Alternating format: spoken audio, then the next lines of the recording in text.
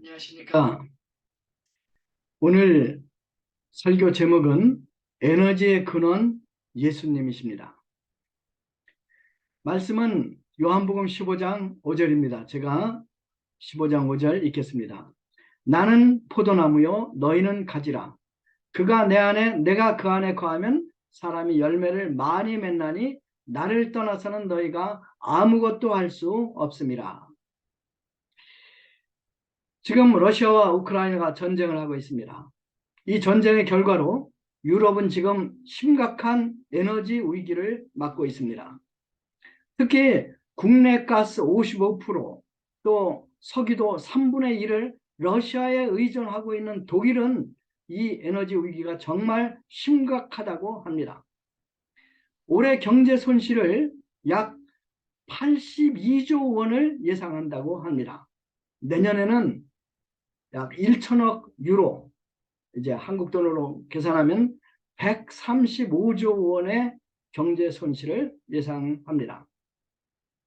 그런데 여러분, 우리 인생에서도 에너지 고갈, 에너지 위기가 있는 것을 아십니까?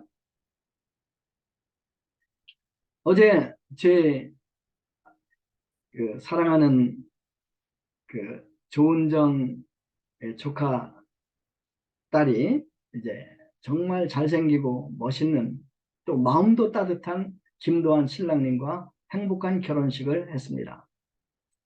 많은 사람들이 행복해지기 위해서 이제 결혼을 합니다. 그런데 통계적으로 보면 이제 두 쌍이 결혼하면 한 쌍이 결국 이혼한다고 합니다. 왜 그럴까요? 그것은 사랑의 에너지가 시간이 지남에 따라서 고갈되기 때문입니다. 부모와 자식들 간의 불화가 심각합니다. 자식이 어머니를 죽이는 사건까지 있지 않았습니까? 왜 이런 일이 벌어질까요? 이 소통이라는 에너지가 고갈되기 때문입니다. 장래 문제로 고민하고 두려움에 사로잡혀 사는 젊은이들이 많이 있습니다. 이분들의 문제는 소망이라는 에너지가 떨어지는 것입니다. 어떤 분은 이제 다른 사람과 이 좋은 관계를 맺지 못하고 늘 이제 싸움을 하고, 또 이 조그만 말에도 굉장히 깊이 상처를 받고 사는 사람들이 있습니다. 이런 사람들의 문제가 무엇입니까? 이런 사람들은 자존감이라는 에너지가 고갈된 것입니다. 그러면 우리가 어디에서 정말 고갈되지 않는 무한한 에너지의 근원을 찾을 수 있을까요? 오늘 우리 주님께서는 바로 이 무한한 에너지 근원에 대해서 말씀하십니다. 이 무한한 에너지 근원에 대해서 요한복음 15장 5절에서 주님은 이렇게 말씀하십니다. 나는 포도나무요 너희는 가지라. 그가 내 안에 내가 그 안에 거하면 사람이 열매를 많이 맺나니 나를 떠나서는 너희가 아무것도 할 수 없음이라. 여러분, 예수님은 참 포도나무예요. 우리는 가지예요. 우리가 예수님 안에 거하고 예수님 우리 안에 거하면 우리는 열매를 많이 맺는다고 말씀하셔요. 그리고 마지막으로 뭐라고 하시냐면 나를 떠나서는 너희가 아무것도 할 수 없음이라. 근데 이 마지막 말이 재밌는데, 이 말을 거꾸로 얘기하면 나를 떠나서는 너희가 아무것도 할 수 없는데, 우리가 예수님을 떠나지 않는다면 우리는 예수님이 주시는 그 힘으로 무엇이든지 할 수 있다, 이런 말입니다.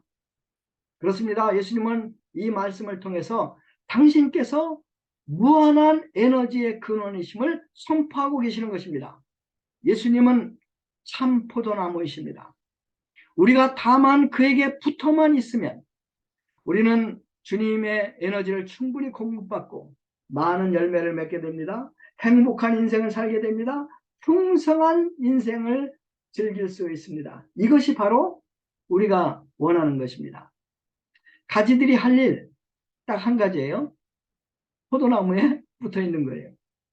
붙어 있기만 하면 열매에 필요한 모든 것을 공급받습니다. 그리고 열매를 맺게 됩니다. 이 말씀은 우리가 우리 삶에서 체험할 수 있는 진리입니다. 울밑에선 봉선화 같은 정말 수줍어하던 한 부산 간호대학 여학생이 있었습니다. 이분은 얼굴도 예뻐요. 공부도 굉장히 잘해요. 그런데 열등감이 많아서 늘 땅만 쳐다보고 다녔습니다. 수줍어서 길을 잃어버렸는데도 길도 제대로 물어보지 못했습니다. 그런데 이분이 1973년 12월 31일 성경 공부를 합니다. 친구랑. 그리고 창조주 하나님, 그리고 예수님을 만납니다. 예수님을 만나자 세상이 갑자기 달라 보입니다. 그러자 울밑에선 봉선화 같던 이 자매님이 해바라기가 됩니다. 결혼도 잘합니다. 복음의 진리를 가정에 선포하고 온 가족을 다 예수님께로 인도합니다. 독일에 가서 캠퍼스에서 담대하게 독일 대학생들에게 복음을 증거하고 제자를 양성합니다. 수많은 사람들이 이 선교사님의 헌신을 통해서 예수님을 믿고 영생을 얻었습니다. 지방 대학생이라는 열등감에 매여서 웃을 때 이 소녀처럼 입을 가리고 웃던 이제 수줍은 한 대학생이 있었습니다. 그런데 이분이 1976년 성경 공부를 통해서 창조주 하나님을 만나고 예수님을 만나고 또 복의 근원으로 부르신 하나님의 부르심을 영접합니다. 갑자기 삶이 달라졌습니다. 충북대 캠퍼스를 누비면서 생명의 복음을 전파합니다. 많은 제자들을 양성합니다. 그리고 독일로 유학까지 갑니다. 그리고 당당히 박사학위를 따고 한국에서 유명한 교수가 됩니다. 지금 은퇴하셨는데 은퇴하신 후에도 이 하나님께서 주신 그 꿈을 잡고 힘차게 이제 말씀을 증거하고 제자를 양성하며 사십니다. 자, 이 일들이 어떻게 가능했을까요? 답이 무엇입니까? 예수님에게 무한한 에너지가 있습니다. 예수님이 무한한 에너지를 가지신 참 포도나무이시기 때문입니다. 예수님은 당신을 가리켜서 나는 포도나무라 하지 않고 나는 참 포도나무라고 15장 1절에서 강조하십니다. 이제 참 포도나무가 있다는 것은 거짓 포도나무들도 있다는 것을 전제로 하는 말이죠. 그런데 참 포도나무는 오직 예수님 한 분뿐이십니다. 그러면 어떤 점에서 예수님만이 참 포도나무일까요? 요한 1서 5장 12절에서 요한 사도는 이렇게 말하고 있습니다. 아들이 있는 자에게는 생명이 있고 아들이 없는 자에게는 생명이 없느니라. 이렇게 말씀해요. 이게 아들이 있는 자에게는 생명이 있고 하나님의 아들이 없는 자에게는 생명이 없네요. 여기서 생명은 영생이죠. 그러니까 예수님만이, 예수님 안에서만이 우리는 영생, 생명을 얻을 수 있다는 말이죠. 그런 면에서 예수님은 참 포도나무이십니다. 어느 날입니다. 예수님이 산에서 설교를 하고 내려오십니다. 수많은 사람들이 예수님을 에워싸고 내려왔습니다. 그런데 갑자기 이 무리들이 이 홍해가 갈라지듯이 예수님 앞에 무리들이 쭉 갈라졌어요. 보니까 한 문둥병자가 주님께 나와서 긍휼을 구합니다. 그러니까 문둥병자가 오니까 사람들이 막 피한 거예요. 문둥병, 무서운 병이죠. 이 연골이 파괴되기 때문에 이 손가락도 떨어져 나가고 나중에는 발가락도 떨어져 나가도 나중에 귀도 떨어져 나가도 있고 코도 떨어져 나가는 병이 바로 문둥병이에요. 나중에는 눈도 이제 시력도 잃어버리죠. 온몸이 고름천지가 되는 병이 바로 나병, 문둥병입니다. 이 문둥병자가 주님 앞에 나와서 간구합니다. 이제 문둥병 자체가 이제 하나님의 저주를 받았다고 이렇게 당시에 사람들이 생각했기 때문에 이 문둥병자가 주님께 나와서 이렇게 말해요. 주여, 원하시면 저를 깨끗하게 할 수 있나이다. 그러니까 주님의 능력은 믿지만 주님께서 정말 자기를 깨끗게 하실지 거기에 대해서는 확신이 없었던 거예요. 원하시면 저를 깨끗게 하실 수 있나이다. 사람들이 예수님이 어떻게 하는가 지켜봅니다. 율법은 이제 이 문둥병자를 가까이 하는 것을 또 이 만지는 것을 금하죠. 율법을 어기는 거예요. 이제 문둥병자를 만지면 그 사람도 역시 부정하게 되는 거죠. 근데 예수님이 이 불쌍한 문둥병자를 만지고 안아줍니다. 그리고 귀에 대고 말합니다. 내가 원하노니 깨끗함을 받으라. 예수님 말이 떨어지자마자 그 송장 같던 사람이 말 그대로 새 사람이 됩니다. 떨어져 나갔던 손가락이 새로 생겨요. 코가 오뚝하게 다시 씁니다. 귀가 다시 생겼어요. 고름 천지였던 그 피부가 고름이 마르고 어린아이 같은 새살이 나오게 되었습니다. 허스키 목소리. 이제 이 성대도 이제 이 다치기 때문에 이제 나병 환자들은 목소리가 허스키해요. 목소리가 잘 나오지 않아요. 그런데 이제 예수님이 고쳐주시자 꾀꼬리 같은 그런 소리로 낭낭하게 말을 할 수가 있게 되었습니다. 말 그대로 이 문둥병자는 주님의 말씀, 주님으로 인해서 새 생명을 받았습니다. 이것이 어떻게 가능했습니까? 예수님께서 새 생명을 주시는 참 포도나무이기 때문입니다. 베단이라는 동네가 있습니다. 예루살렘에서 약 4km 떨어진 곳입니다. 베단이라는 동네 공동묘지에 두 자매가 슬피 울고 있었습니다. 그들은 방금 하나밖에 없는 오빠를 무덤에 장사 지냈습니다. 장사 지낸 지 벌써 나흘이 지났습니다. 그들의 눈은 너무 울어서 퉁퉁 부어 있었습니다. 오빠의 시체는 벌써 썩기 시작해서 그 냄새가 진동하고 있습니다. 바로 그때 우리 주님께서 오십니다. 예수님이 오빠의 무덤으로 가십니다. 마리아와 마르다를 비롯한 많은 사람들이 예수님을 따라갑니다. 무덤에 도착하신 예수님은 옆에서 울고 있는 마르다에게 명령합니다. 무덤의 돌을 치워라. 그러자 마르다가 놀라 외칩니다. 예수님, 그만두세요. 죽은 지 벌써 나흘째예요. 냄새가 진동하고 있지 않아요? 그러자 예수님이 마르다를 돌아보시며 책망하십니다. 내가 믿으면 하나님의 영광을 보리라고 하지 않았느냐? 마르다가 울음을 그치고 회개하고 힘센 장정들과 함께 돌을 옮깁니다. 이를 지켜보는 사람들 고개를 설레설레 흔듭니다. 드디어 예수님께서 열린 무덤을 향해서 말씀하십니다. 나사로야 나오라. 사실 예수님은 지금 나사로에게 말하고 있지만 이 명령은 죽음을 향해 하신 명령입니다. 이 말은 사망아 내가 삼킨 나사로를 지금 내놓아라 는 명령입니다. 그러자 모든 사람이 숨도 쉬지 않고 무덤 속을 지켜보고 있습니다.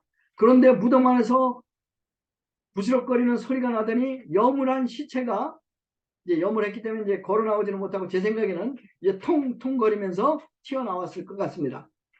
그것을 보는 모든 사람들이 경악을 합니다. 죽은 지 사흘 된 썩어가던 부더기 밥이 되던 시체가 다시 부활한 것입니다. 이 예수님이 곧 부활이요 생명이십니다. 이 예수님 안에서 누구나 다 새 생명을 얻을 수 있습니다. 이 예수님은 바로 참 포도나무이십니다. 이 예수님은 바로 에너지의 근원이십니다. 해골산 위에 새 십자가가 높이 섰습니다. 예루살렘에서 멀지 않은 곳에 이 해골산 골가다가 있어요. 근데 이제 멀리서 보면 이 바위가 꼭 해골같이 생겼다고 해서 해골산이라고 해요. 근데 이 가운데에 예수님이 달리시고 그 좌우에는 이제 흉악한 강도 둘이 달려 있습니다.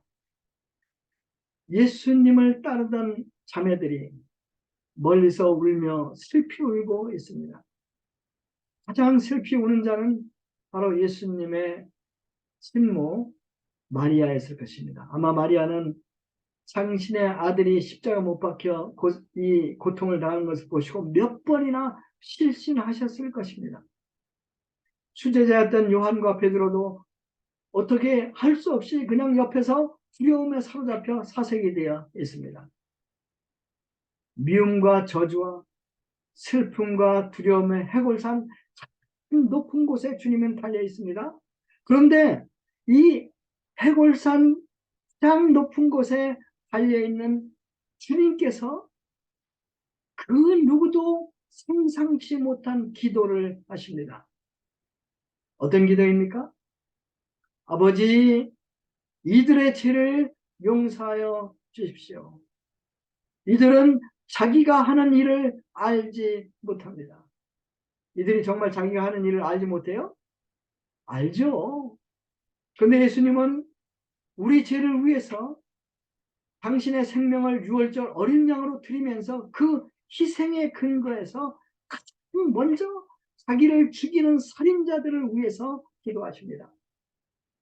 그들의 죄를 용서하실 뿐만 아니라 그들의 죄를 사하시도록 당신의 피를 근거로 해서 하나님 아버지께 기도하십니다. 이 기도 속에 우리도 들어 있습니다. 모든 인류를 대표해서 드린, 모든 인류를 위해서 드린 대제사장의 기도였습니다. 하나님께서는 이 기도를 들으십니다. 그리고 이 기도를 통해 하나님과 우리 사이에 화목이 이루어졌습니다. 이 예수님 안에 제사함이 있습니다. 이 예수님 안에 생명이 있습니다. 해골산에서 예수님은 참 포도나무이심을 증명하십니다. 예수님은 죽으실 뿐 아니라 사흘 만에 다시 부활하십니다. 십자가에 달리신 예수님은 이제 부활의 주, 만왕의 왕이 되셨습니다. 부활하신 주님은 이제 제자들에게 나타나십니다. 그리고 이렇게 말씀하십니다. 마태복음 28장이죠. 뭐라 그래요? 하늘과 땅의 권세가 내게 주어졌으니 그러므로 너희는 가서 모든 족속으로 제자를 삼아라. 보라, 내가 세상 끝날까지 항상 너희와 동행하리라. 하늘과 땅의 모든 권세, 이게 무한한 에너지 아닙니까? 이 권세를 가진 예수님께서 우리와 함께 하시고 우리가 만일 이 예수님 안에 살면 우리는 당연히 많은 열매를 맺는 인생을 살게 됩니다. 자, 아주 중요한 질문이 하나 있습니다. 그것이 무엇일까요? 그러면 우리가 어떻게 예수님께 붙어 있어서 늘 에너지를 공급받으며 살 수 있을까요? 굉장히 중요한 질문이죠. 우리는 예수님께 접붙임을 받아야 합니다.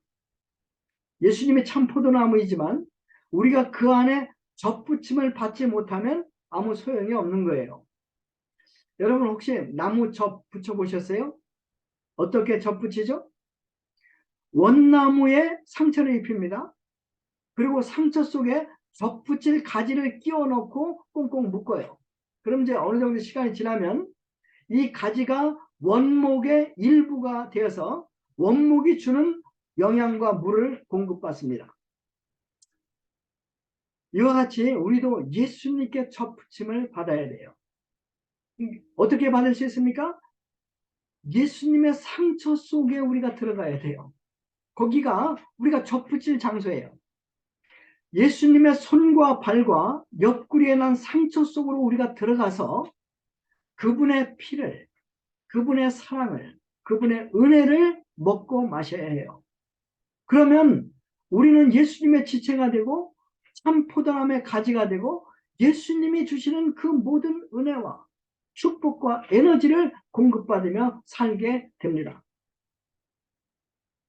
여러분, 오늘날 많은 신자들이 예수님께 접붙임을 받지 못하고 산다고 생각해요. 접붙임을 받지 못함에도 불구하고 스스로 신자라고 생각하는 것이 정말 더 큰 문제죠. 이런 분들은 구제불능이에요. 예수님의 피로 거듭나지 않으면 그 어느 누구도 하나님의 나라에 들어가지 못합니다. 세례받았다고 교회 간다고 저절로 예수님과 접붙임을 받는 것은 결코 아닙니다. 예수님의 상처 속으로 들어가야 합니다. 예수님께서 나의 죄를 위해 죽으시고 나를 위해 피 흘리셨다는 것을 마음으로 깊이 영접을 해야 합니다. 그리고 매일매일 이 예수님의 피와 살을 먹어야 합니다. 그럴 때 우리는 예수님이 주시는 그 무한한 에너지, 그 무한한 은혜, 그 사랑을 우리는 먹으며 살게 되고 당연히 열매를 맺게 되죠. 이 길이 생명의 길입니다. 주님은 말씀하십니다. 내 안에 거하라.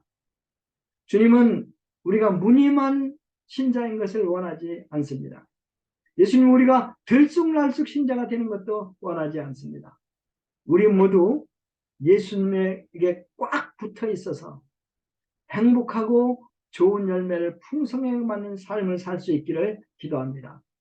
주님의 축복이 여러분을 관통해서 강같이 흘러가기를 기도합니다. 아멘. 기도하겠습니다.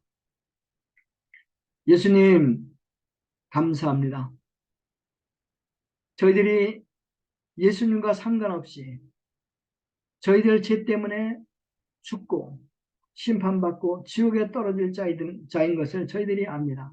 그러나 주님께서 저희들을 불쌍히 여기시고 저희들을 위해서 죽으시고 저희들을 위해서 피 흘려주시고 저희들을 위해서 기도해 주셔서 이제 저희가 이 주님의 사랑을 영접하고 주님의 이 피를 먹고 주님의 살을 먹으면서 주님과 연합되어서 이제 이 열매 맺는 삶을 살 수 있도록 은혜 주신 것을 감사합니다. 저희들에게 생명을 주시고 또한 이 무한한 에너지로 늘 공급해 주시는 예수님 감사 찬양드립니다. 저희들이 주님께 예수님께 꼭 붙어 있을 수 있도록 도와주십시오. 매일매일 주님께서 저희를 위해서 흘리신 피의 은혜에 근거해서 늘 감사하며 살게 도와주십시오. 감사합니다. 예수님의 이름으로 기도했습니다. 아멘.